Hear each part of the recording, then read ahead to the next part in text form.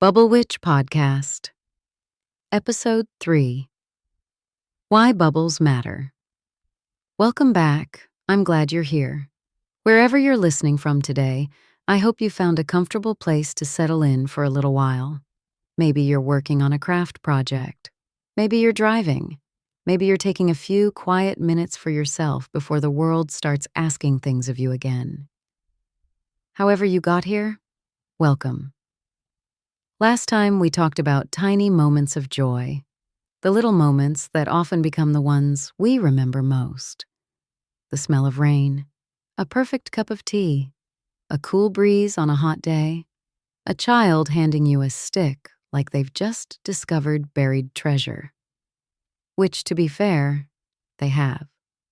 Tiny things. The kinds of moments that don't seem important until years later when we realize they were. And today, I want to talk about something that sits right at the center of Bubble Witch. Bubbles. Now, if you're new around here, you may be wondering why on earth anyone would build an entire philosophy around bubbles. It's a fair question. There are plenty of things that seem far more serious, far more mystical, far more impressive. Most people expect magic to be hidden in ancient books, mysterious symbols, secret knowledge, or expensive tools. And yet, here I am talking about soap and water. Trust me, I understand how ridiculous that may sound. But hear me out. Bubbles have taught me several things. The first lesson is this. Children understand bubbles immediately. Nobody has to explain them. Nobody has to teach a child how to appreciate a bubble. Hand a child a bubble wand and watch what happens. They don't ask questions. They don't analyze the situation. They don't ask whether the bubbles are productive. They don't ask if this is the most efficient use of their afternoon. No. They chase.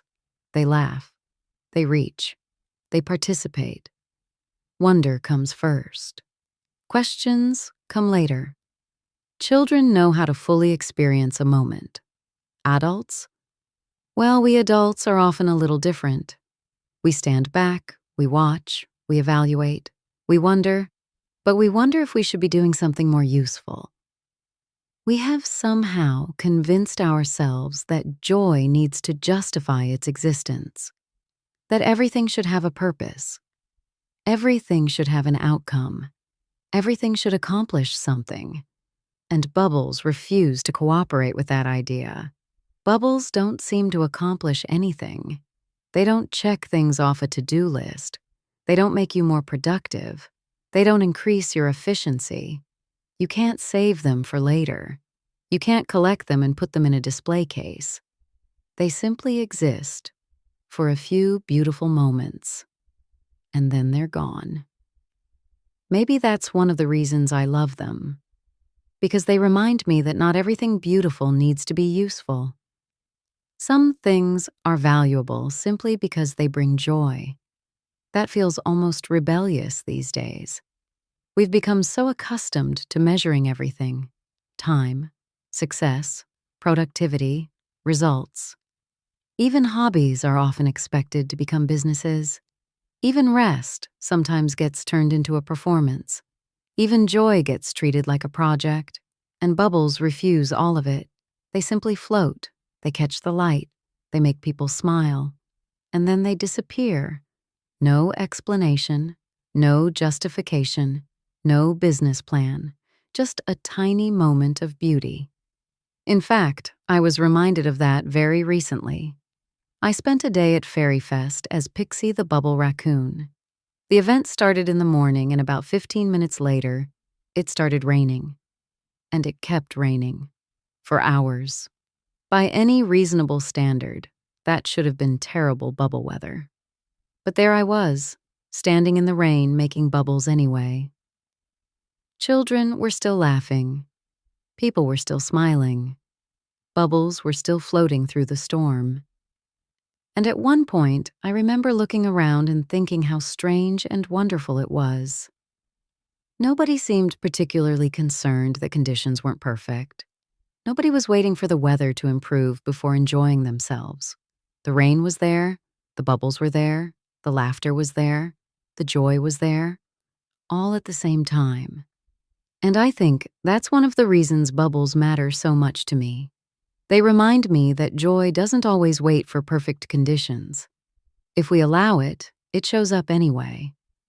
The second thing bubbles taught me is that temporary things still matter.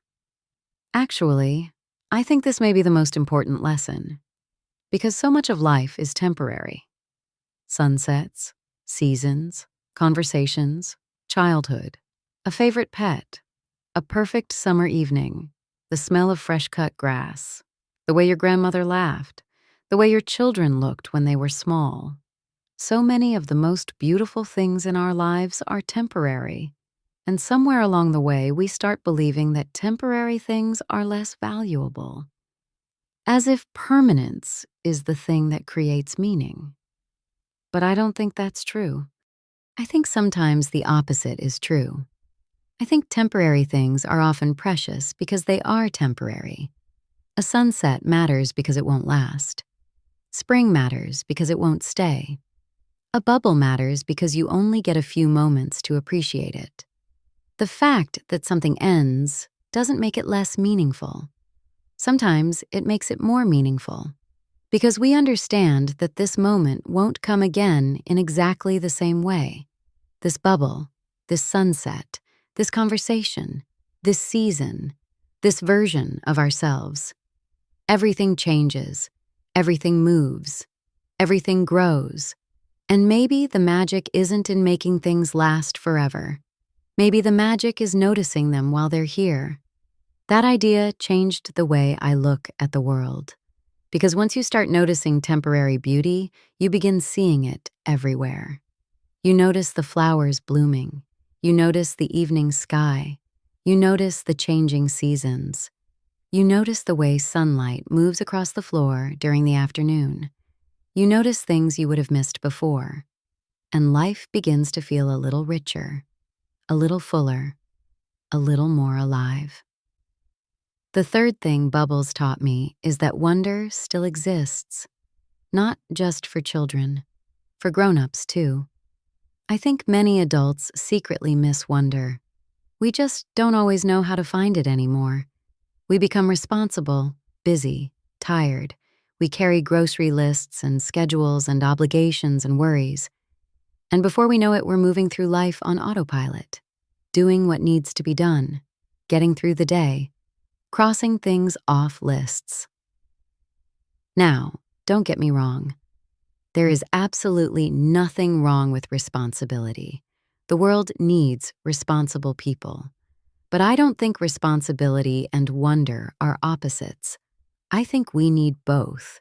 We need to pay the bills, and we need to stop and admire a rainbow.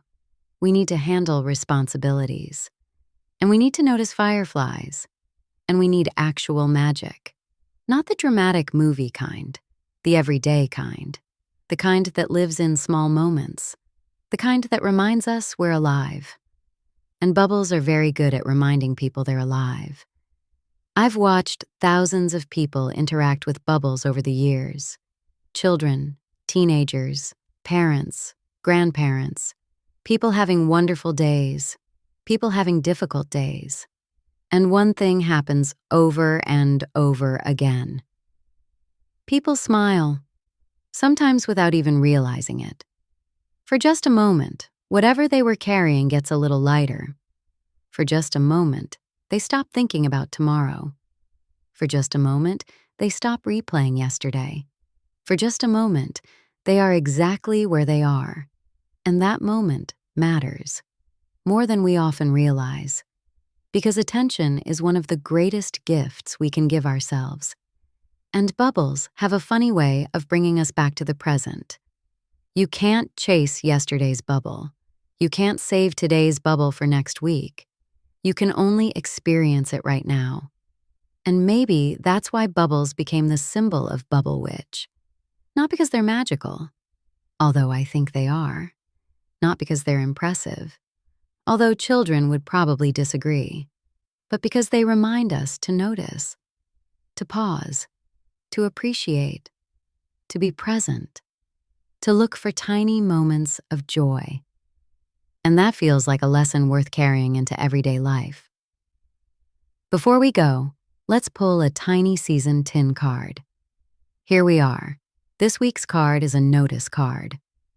Write down one thing that made you feel good today. I love how simple this card is. Not 10 things, not a complicated journal practice, not a 30-day challenge, just one thing. One thing that made you feel good today. Maybe it was a conversation. Maybe it was a cup of tea. Maybe it was hearing someone laugh. Maybe it was finishing a project. Maybe it was watching bubbles catch the light.